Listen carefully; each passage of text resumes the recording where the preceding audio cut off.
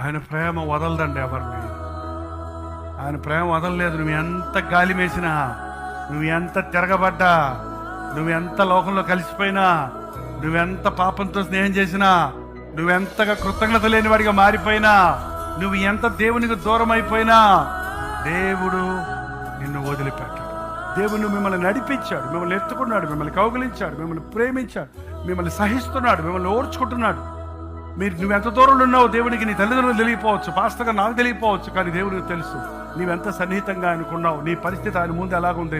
అయినా కూడా నిన్ను ప్రేమిస్తూనే, నిన్ను ఎలా వదిలిపెట్టాడు?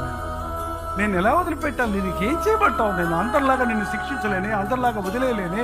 నేను ప్రేమించిన వాడివే, నేను వాగ్దానం చేసిన వాడివే, నీ పితరులకు నేను వాగ్దానం చేశానే. కాబట్టి నా కృప నీకు తోడుంటుందని ఆయన కృప మనల్ని నడిపిస్తుంది. కాబట్టి ఇవాళ మనం ఎలా ఉన్నాము? తిరిగితే ధన్యులము.